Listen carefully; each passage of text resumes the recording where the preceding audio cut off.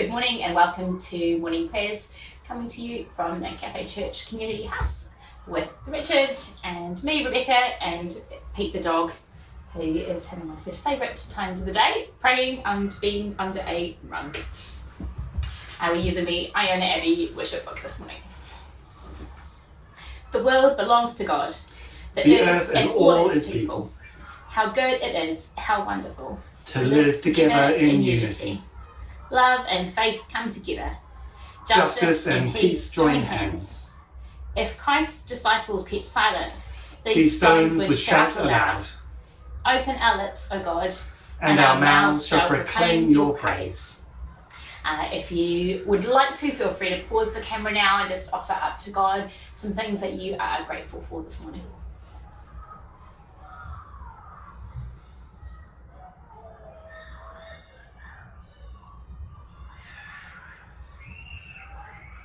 Well, I'm grateful for the sound of children playing in the playground. God, I'm grateful for Pete's cuddles. I'm grateful for the freshness of every new morning. Oh, I'm grateful that we have a warm, dry house, and I do pray for those who don't have that. I pray for miraculous provision, that your people would equip and serve others well.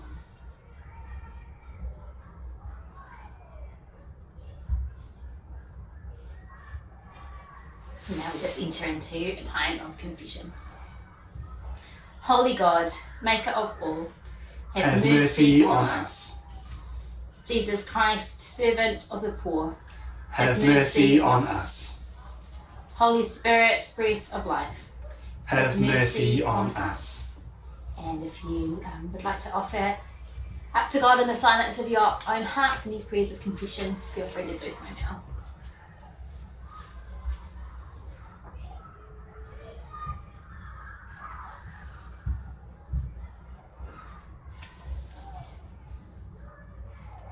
Before God, with the people of God, we confess to our brokenness, to the ways we wound our lives, the lives of others, and the life of the world. May God forgive us, Christ renew us, and the Spirit enable us to grow in love. Amen. Amen. Move among us, O God, and give us life. Let your people rejoice in you.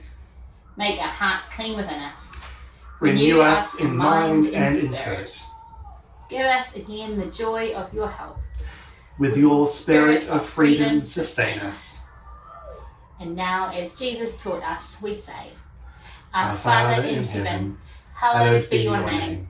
Your kingdom come, your will be done on earth as in heaven. Give us today our daily bread. Forgive us our sins, as as we forgive those who sin against us. Save us from the time of trial, and deliver us from evil. For the kingdom, the power, and the glory are yours, now and forever. Amen. With the whole church, We affirm that we are made in God's image, befriended by Christ, empowered by the Spirit.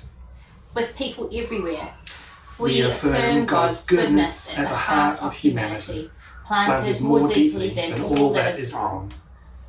With all creation, We celebrate the miracle and wonder of life, the unfolding purposes of God, forever at work in ourselves and the world.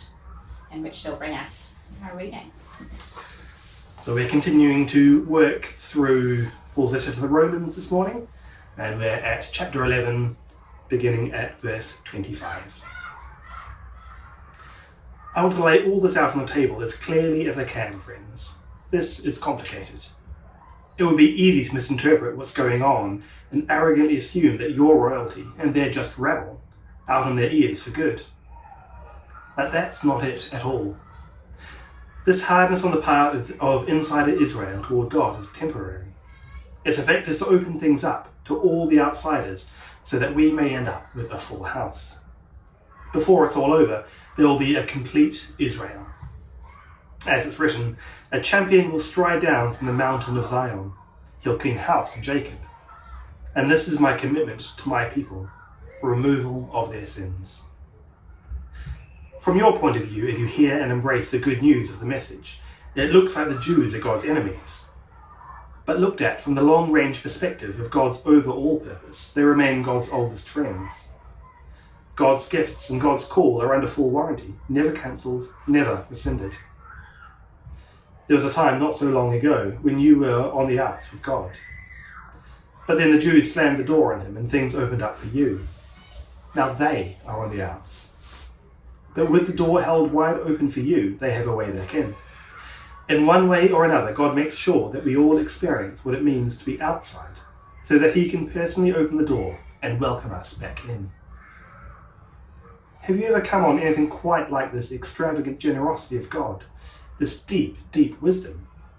It's way over our heads. We'll never figure it out. Is there anyone around who can explain God? Anyone smart enough to tell him what to do? Anyone who has done him such a huge favour that God has to ask his advice? Everything comes from him. Everything happens through him. Everything ends up in him. Always glory, always praise. Amen.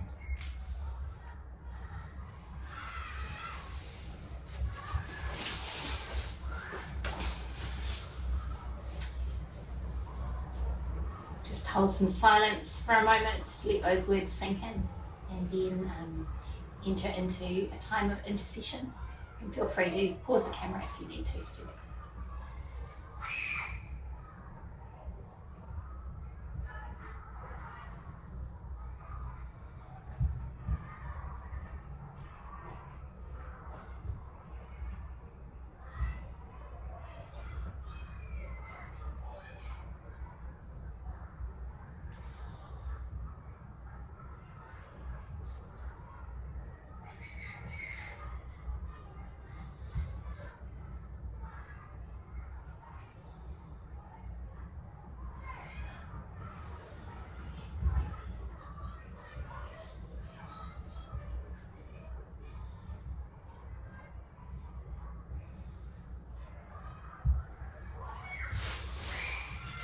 Prayer for Tuesday from the Iona community.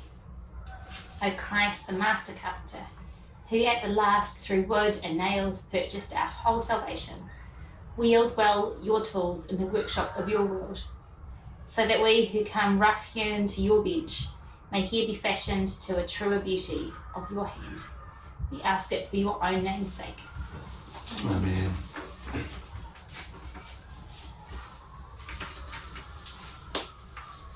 And to close, this is the day that God has made. We will rejoice and be glad in it. We will not offer to God offerings that cost us nothing.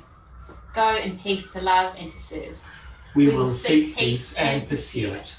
In the name of the Trinity of Love, God in community, holy and one. I hope you have a really lovely day. We'll see you tomorrow.